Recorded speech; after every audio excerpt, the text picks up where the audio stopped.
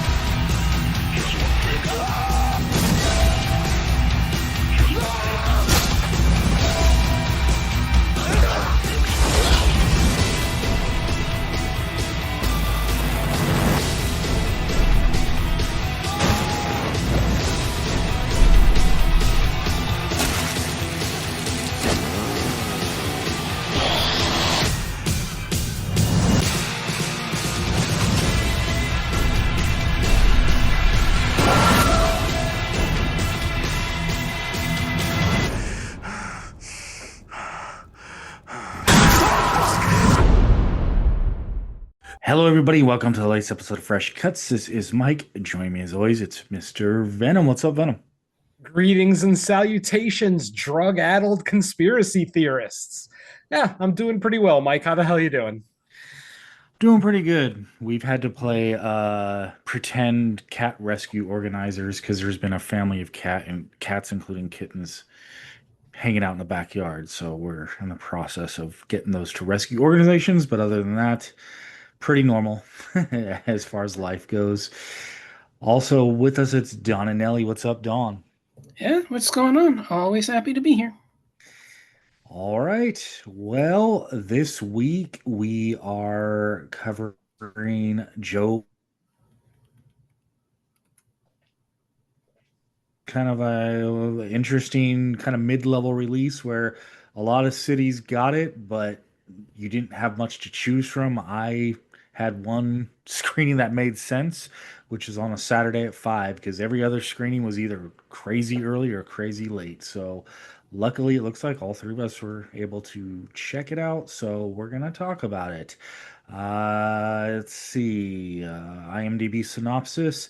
A perfect storm of lousy news sees out-of-work filmmaker Jimmy Lang spiral into a bender during which he claims to have been abducted by aliens, and fearing their return, he contacts his old friend Stiggs to help him gear up for war. Interesting that the first line and a half almost kind of sounds like it'd be autobiographical in a sense, but Venom, what did you think of Jimmy and Stiggs?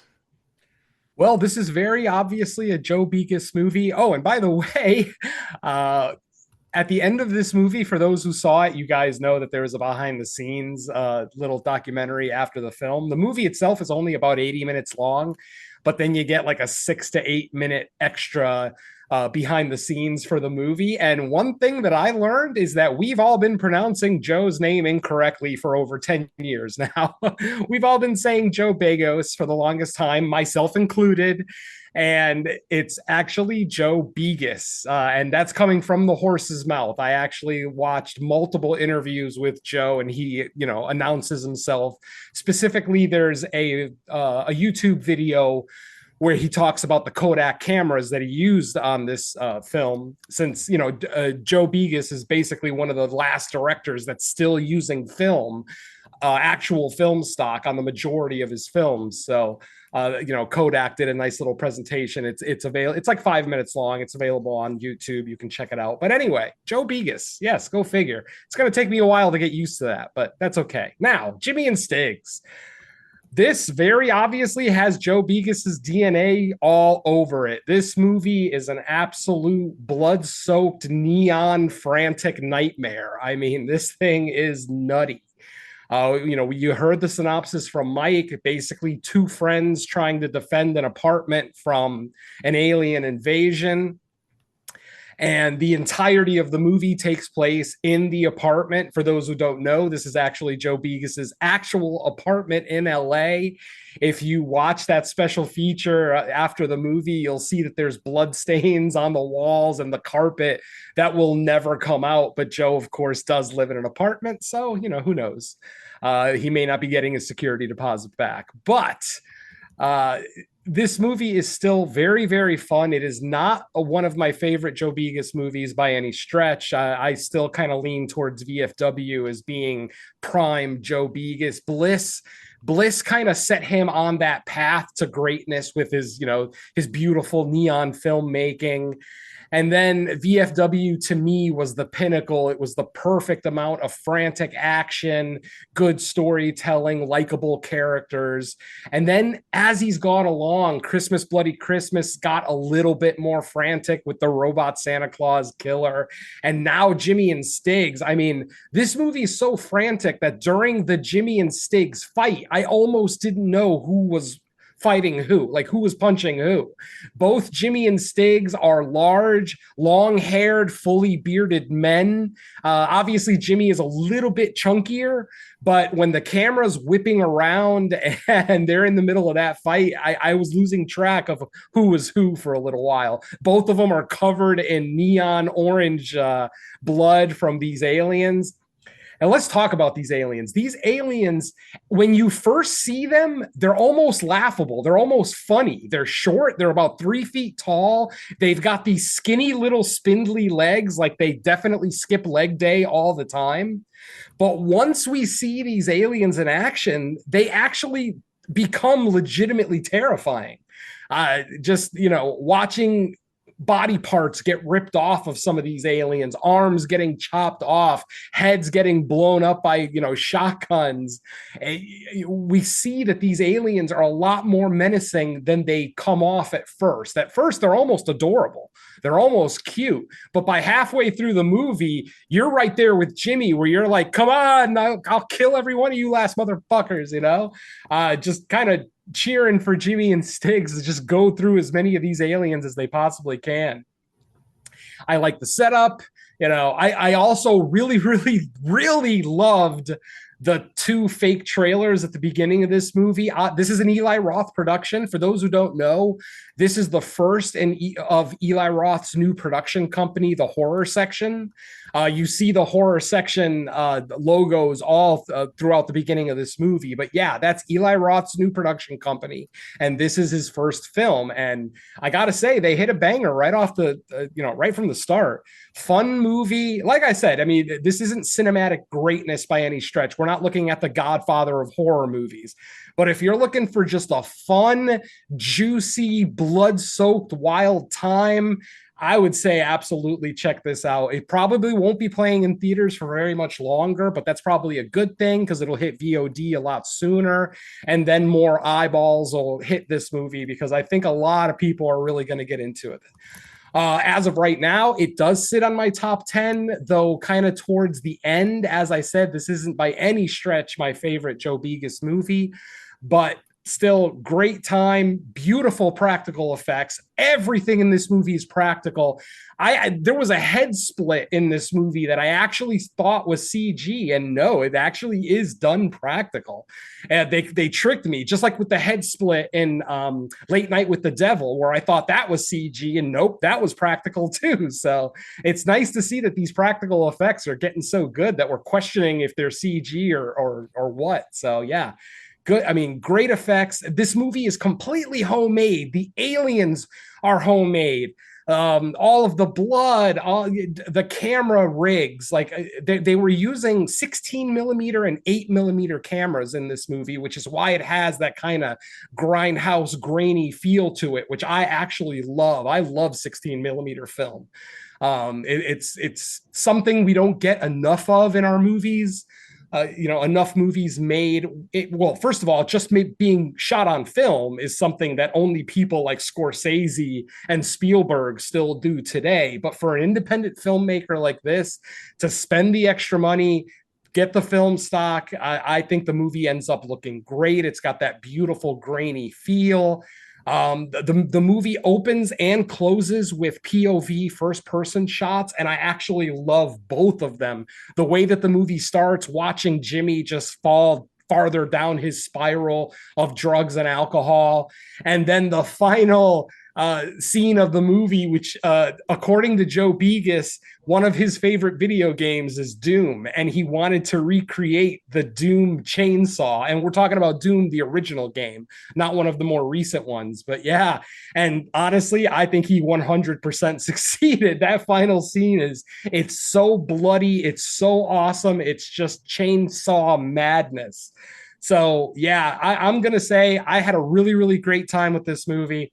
Like I said, not one of my favorite Joe Begos movies just because of its frantic nature. At times, the camera is just whipping around. It's smashing through walls. Like, so much of this movie is in first person that it's almost jarring at times. But overall, I had a fun time. Jimmy and Stiggs both are great characters, likable characters. You want to see them both make it.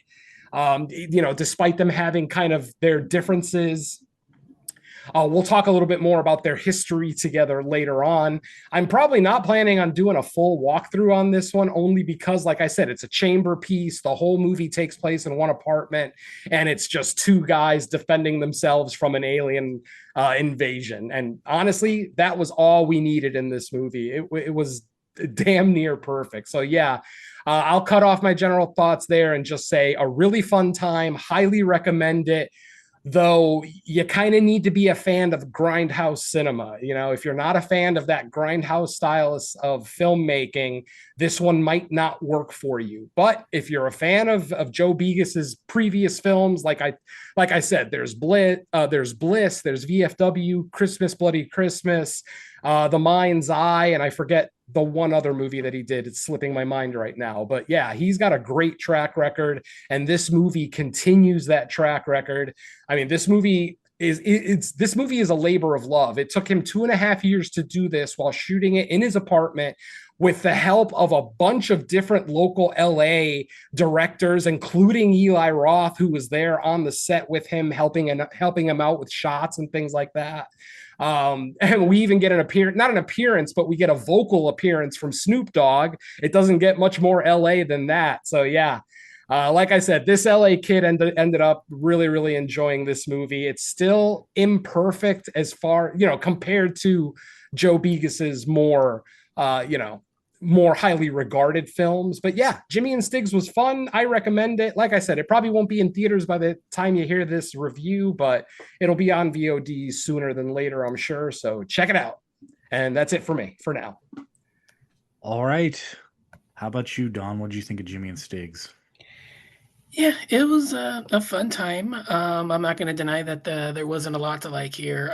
The zany energy, the just sheer balls to the wall insanity, just yeah, that like that kind of stuff that really works for me. The simplistic nature of everything, the practical nature of the effects, all of the wild interactions, the bizarre comedy stuff, all of that really, yeah, I had a fun time with it. It feels a little stretched out. It feels a little I guess too contained to, support the running time. So it does kind of start to feel a little repetitive, at least for me in the second act. Maybe some of that's due to the crazy aesthetic, as Venom said, the camera angles, the grindhouse aesthetic, just, whipping all over the place. Not quite, not to the truly nauseating degree, but just not quite, it's a little just too active for me. A little bit more restrained, a little bit more toned down, but yeah, by all means, it's still not, a true detriment to the film. Really, really like the aliens, the effects, the aesthetic, the overall design. They're great. I really enjoyed all that stuff. Yeah, I don't know where I fall with this one, just because I don't remember Bliss all that well. I probably don't even know enough to really even take like a quiz on it. Like I remember bits and pieces, but I'd probably rank it maybe a notch or two below VFW because I do remember that one. Probably maybe around the same area with Christmas Bloody Christmas, just because there was a few issues that I had with that one. But yeah, I do need to revisit Bliss and actually remember it this time because I don't remember it, and apparently it's not logged on IMDb for some reason. So um, yeah, I'll deal with that one when the time comes. But yeah, either way, definitely a fun time. I definitely can see, you know, a lot of people enjoying this a little bit more. Uh, like I said, I just wish that maybe the story would have been a little bit more in depth, maybe offered just a little bit more in, you know, just getting this film to like a feature length and not have it feel like redundant and repetitive. But if you're not bothered by that, if you're just looking for the, you know, the is it Begos? Is that the name now? Or I mean, it's getting a little bit difficult to say it. Is it Yeah, I know. It's Begus. Begas? Vegas. Okay, yeah, Yeah. the Begas. Okay, so yeah, if you're looking for the Jim Begas aesthetic, then I definitely think this fits. But yeah, like I said, maybe just a few more tweaks here and there, and it would be a higher register. Is this a top 10 of the year? Ugh, I do see it maybe as like an honorable mention, if at best. But either way, still worth your time, still definitely worthwhile. Uh, yeah, just as I said, just those few issues are pretty much all I have. So I guess back to you, Mike.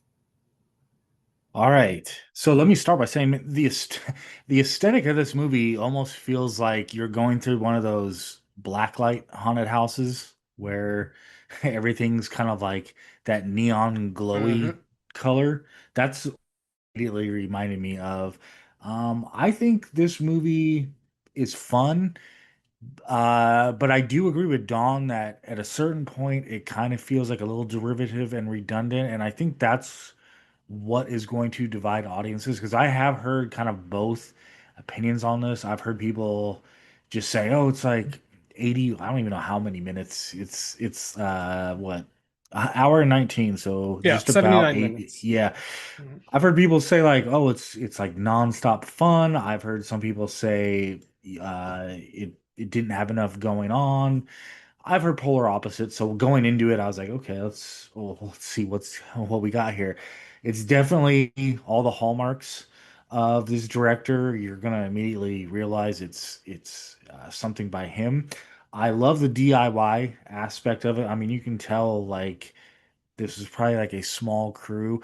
I almost my first reaction was like, I wonder if this was like done during the pandemic because it's such a small scale movie. Like when it has to do with like aliens and a possible like invasion or something, you would expect like the story to like get bigger, but no, it's really self-contained and small and fun and claustrophobic because it's mostly taking place in this apartment.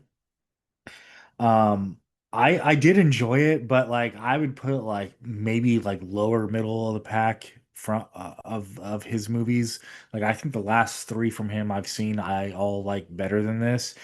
Um, I actually I thought like the behind the scenes clip we got or feature we got, I was almost like more geeking out about that because I thought it was just so interesting how he's explaining how he's using like cams attached to himself to like film everything. He's explaining how he did all these shots in such like small confined spaces, designing the aliens, uh, different angles, just you know how to get shots for the movie. And yeah, see that was with Eli Roth, which I think is Roth listed as a producer. I think on this maybe.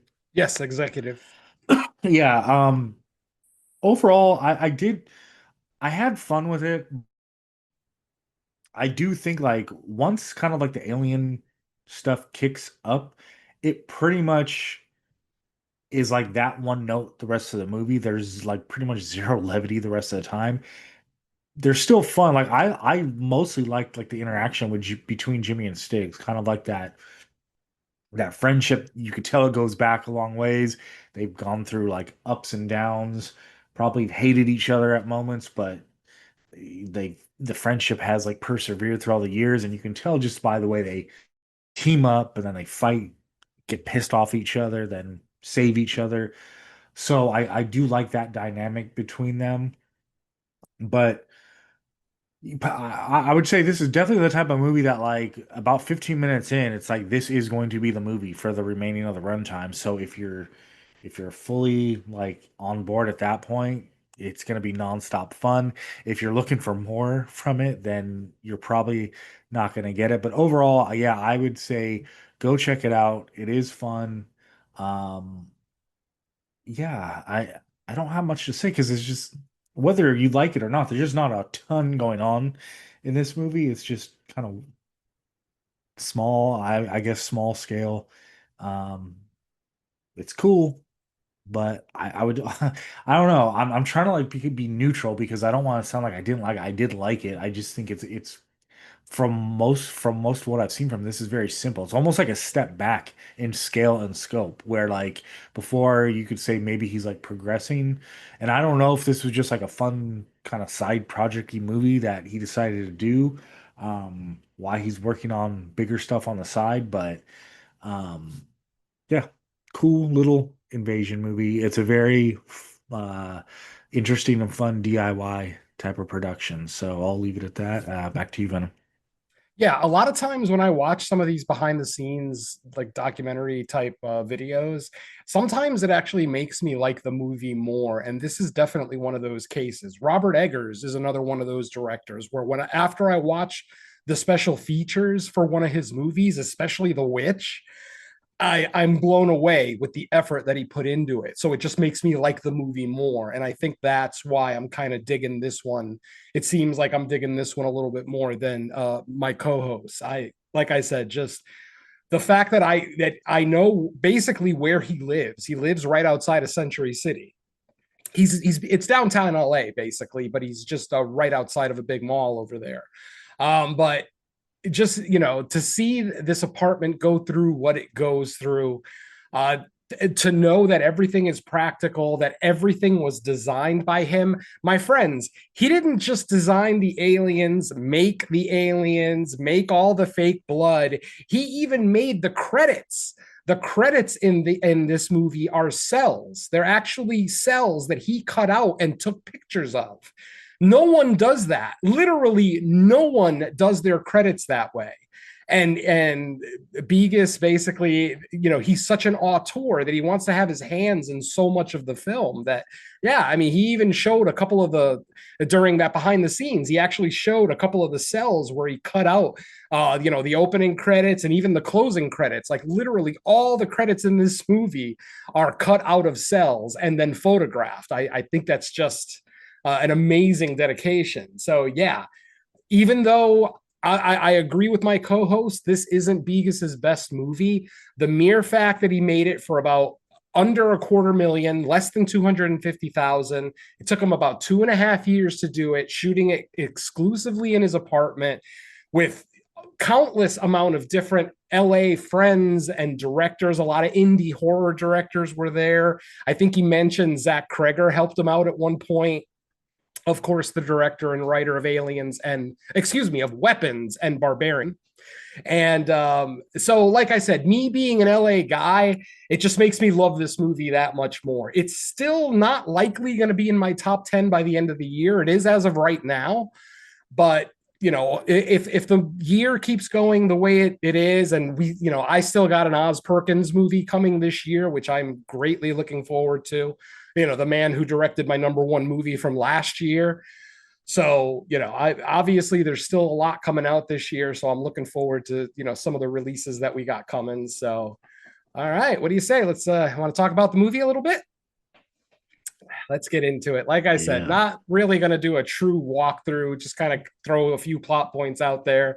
The one thing I do want to bring up, though, are those fake trailers. Now, if you guys remember the Grindhouse movie by Robert Rodriguez and Quentin Tarantino a few years ago that included Planet Terror and Death Proof, you remember those fake trailers, like, werewolf women of, Nazi werewolf women of the SS. Obviously, Thanksgiving was one of those fake trailers, which later on became a real movie.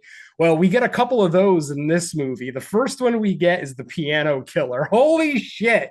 The theater was a riot during this trailer. Just basically think of a slasher, but his weapon of choice is a fucking piano. And I don't mean a little kid's piano. I mean big, full-size fucking pianos, where he's basically setting them up in people's houses. And then as soon as they look up at an appropriate time, he cuts the rope and the piano comes down and just crushes them. They show him doing that to a couple who's in bed.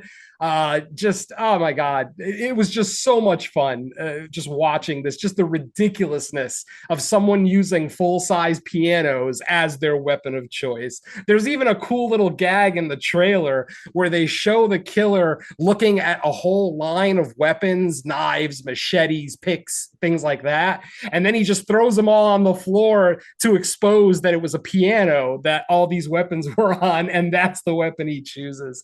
I'm sure there's an awesome backstory to that movie, why that killer uses pianos. So fingers crossed we actually get the piano killer in the future. and the fact that it was presented kind of like a giallo is hilarious. Yeah, that's right. That's right. A black gloved killer. You are correct.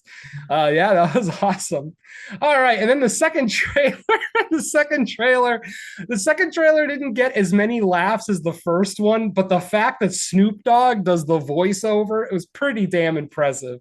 The second movie is called Don't Go in the House, Bitch. Yes, that is the fucking title. Don't go in the house, bitch. And basically they show the trailer. Every time an idiot goes near this house, they're like, oh, let's go inside and see what's there. And then you hear Snoop Dogg's voice go, don't go in the house, bitch. And then he does it with different inflection every time he says it. So it's just getting funnier and funnier.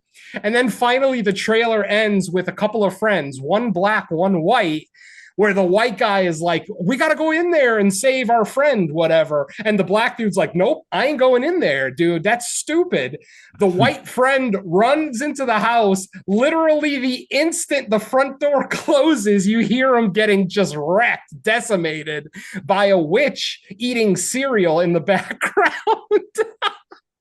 Oh my God, this is so fucking great. But yeah, like I said, Don't Go in the House and the Piano Killer coming soon to a theater near you. Fingers crossed.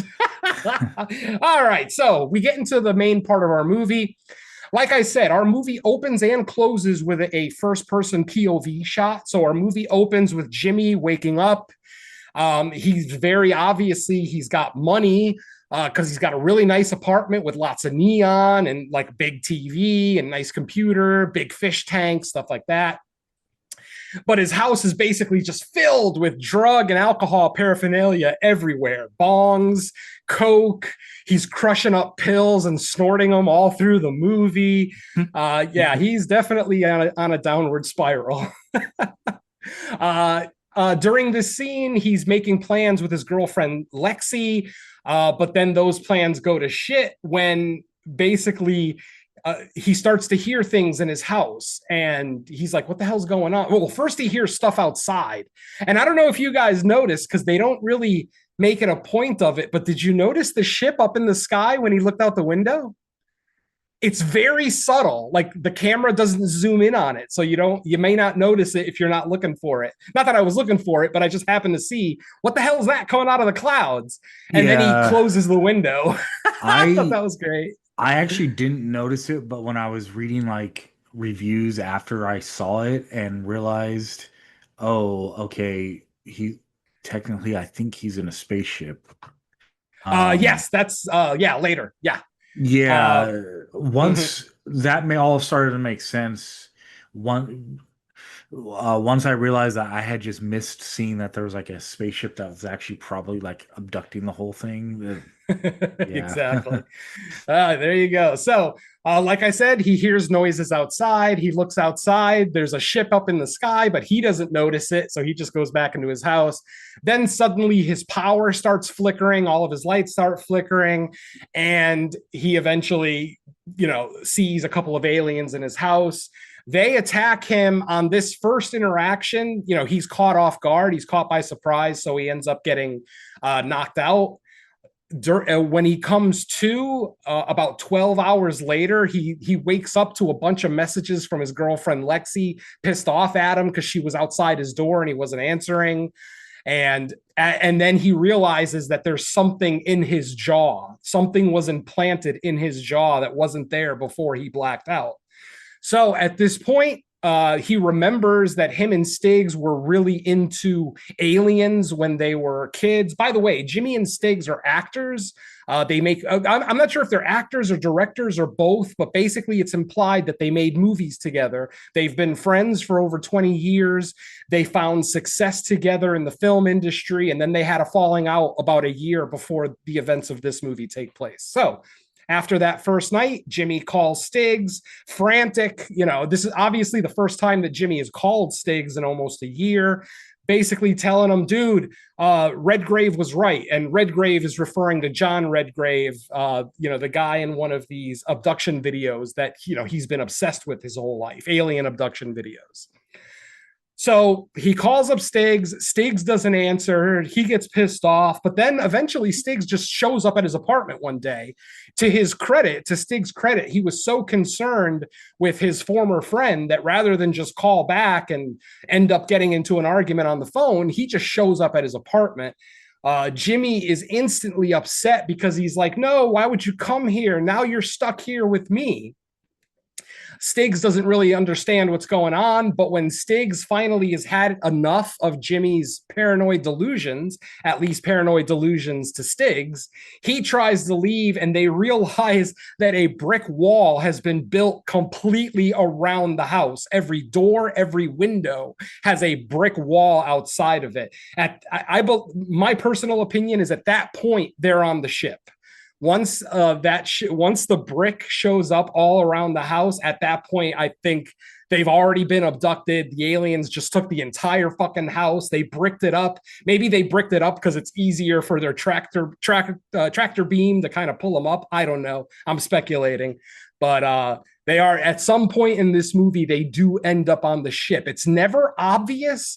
In fact, the behind the scenes after the movie actually points out that we were actually on the ship at that point, blah blah blah. So again, thank you for the behind the scenes. But yeah, so at this point, Jimmy and Stiggs can't get out of the apartment, and I forgot that Jimmy has already killed one of the aliens by this point. He actually already shot one in the head. And like I said, these aliens at first are adorable. They're about 3 feet tall. They got tiny little arms and legs, big heads, traditional gray aliens. The thing I like about them, though, is that if you look really close, their eyes are made up of multiple pupils. Like, you almost had, like, I got to see the movie twice this weekend, so I noticed it on the second watch. But yeah, their big ass alien eyes have like a dozen pupils in it, but the camera never stops long enough to really focus in on the alien's eyes for you to see it. But yeah, I saw that in a different behind the scenes video that I watched today on YouTube. So like I said, Jimmy's trying to convince Stiggs of what's going on. Stiggs doesn't believe him. Eventually, like I said, the house gets taken, and at that point starts the invasion. Basically, aliens start, it's not like a horde of aliens, but like, a few of them, start coming out of the woodworks. Jimmy and Stiggs defend themselves. At one point, they've each killed a half dozen aliens, like 6 each. And they're actually arguing back and forth because whenever they're taken, they black out. So like Stiggs was taken at one point for like 3 hours, and Jimmy thought that he was gone, that he had been taken permanently, but then Stiggs shows up again, and he also has the implant in his jaw that Jimmy got the night before. Now, for whatever reason, Stiggs' implant decides to, I don't know, burst or hatch first. And yes, it turns out that it is. We get a little bit of body horror here with this one, because this is the scene with the head splits. Basically, Stiggs is laying on the floor, his head splits open, and then you see almost like a slug type alien come out with two big segmented eyes, and it doesn't have any legs. It kind of just slithers like a slug, basically. It looks like some kind of alien slug. And the slug itself kind of starts chasing Jimmy around the apartment, but Jimmy eventually is able to get away from it. Throughout the movie, Jimmy has different hallucinations, and the aliens are actually showing him the future at a couple of points in the movie. Like at one point, he goes into his living room, and on the television, it's playing an interrogation video of Jimmy. The problem is that the date on the video is 2 days in the future. So basically, in the video, the cops are interrogating Jimmy, and they're asking him, "Why did you kill your friend Stiggs?" And he's like, "I didn't kill my friend Stiggs. Those things did." And obviously, the cop doing the interrogation doesn't believe him. Then we, go back to the real to the apartment. Later on in the film, they end up finding still photos from said video. So again, photos that for something that hasn't happened, or that isn't gonna happen for another 2 days. So go figure. So like I said, after the alien comes out of Stiggs and Jimmy is able to dispatch it, the movie goes back to the first person POV shot, and this is when Jimmy realizes that his implant is about to kind of hatch as well. So he takes a chainsaw that he has in the apartment, and every time he sees like a boil, like one of those pulsating boils on one of his body parts, he literally cuts it off. So yeah, first he cuts off one of his arms, then he cuts off one of his legs at the knee, because it's right below the knee that we see like the pulsating like tumor. It almost looks like an egg or a tumor type thing in there. Then he sees another one on his other leg. He cuts that off. And then finally, and this shot is actually really well done, we actually see in the corner of the camera, because don't forget, this is a first person POV shot at this point, we see that there is a new implant pulsating in his head right near where the camera is. So we can actually see it pulsating. And Jimmy just says, "I don't give a fuck. I'd rather kill myself than let you fuckers do what you did to Stiggs." So then he takes the chainsaw, like I said, again, all in first person POV, brings the chainsaw up to his own face, cuts his own head in half. And it's kind of cool because the image on the screen actually splits into two for like a brief second. Like just while he's cutting, it splits into like two images, like two mirror images, and then they come back together after Jimmy is done cutting half of his head off. And then that's the end of the movie. Jimmy dies at his own hands, which is probably what he wanted. So happy ending for Jimmy, not so happy ending for Stiggs. And like I said, folks, that's a quick walkthrough, but this movie is only 80 minutes. And ultimately, it's a lot of alien killing, a lot of chopping alien body parts off, a lot of decapitating aliens. At one point, Stig decapitates an alien and props its head up above a doorway, like up on the awning of a door. And he thinks that that's actually working like a scarecrow, where it's actually keeping the aliens at bay. Obviously, it's not. It's just that since they haven't been attacked for like 5 minutes, they're thinking, "Oh, this must work like a scarecrow," and it's keeping them away. Blah, blah, blah. Like I said, lots of gore, lots of blood, lots of violence. It's not all alien blood, too. Obviously, that finale with Jimmy basically chopping himself up to oblivion with the chainsaw is pretty damn cool. And but yeah, like I said, just an absolute frantic neon blood-soaked alien nightmare is just the short description for this one. And Mike and Don both make valid points. This movie isn't going to work for everybody. You really have to be a fan of independent grindhouse cinema. I mean, the movie, even though the movie is very obviously set in modern day, we see cell phones in the movie, but it just looks like it was shot in like the late 70s, early 80s because it's shot on 16 millimeter. It's got that grainy feel. Most of the lighting in Begos's apartment is neon. And oh, and by the way, folks, Joe added nothing to his apartment. What we see in this movie is exactly what Joe's apartment looked like before they started shooting. All the neon, all the artwork, like all of it. That's his actual apartment. So now you know that that aesthetic in his movies comes from his real life. I think the quote that he said was he likes to sensationalize every aspect of his life. So even just living in his apartment at home, it's neon soaked awesomeness. So yeah, there you go, folks. That's Jimmy and Stiggs. Like I said, I probably figure I'm going to be the highest of the three of us here. But I'm still going to say, this isn't peak Joe Begos by any stretch. But I'm still, I still love the director. I still am always looking forward to anything that he puts out. Hopefully, the next thing he does, maybe he can get a little bit of money because I really want to see him with a big budget. I want to see what he can do with a big budget. VFW was probably his highest budget, and that still looked very independent. It looked great, but it still very much looked independent. The majority of the movie was just personnel, like all the actors that are in VFW. I mean, the payroll for that movie must have been pretty high.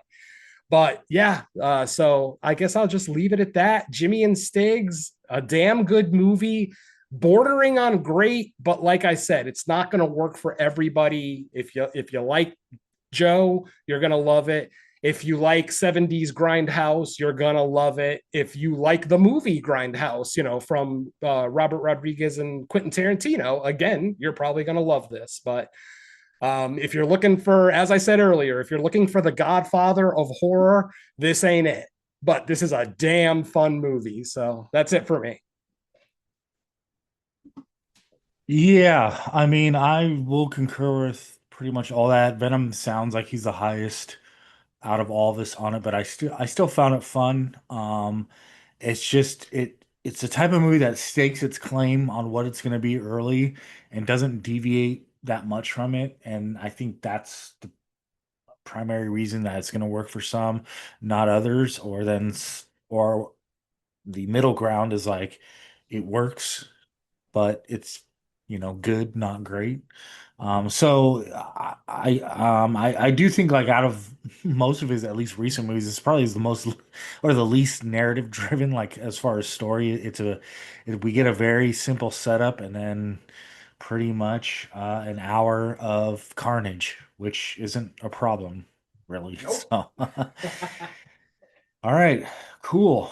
Well, that is going to wrap up our discussion on Jimmy and Stiggs.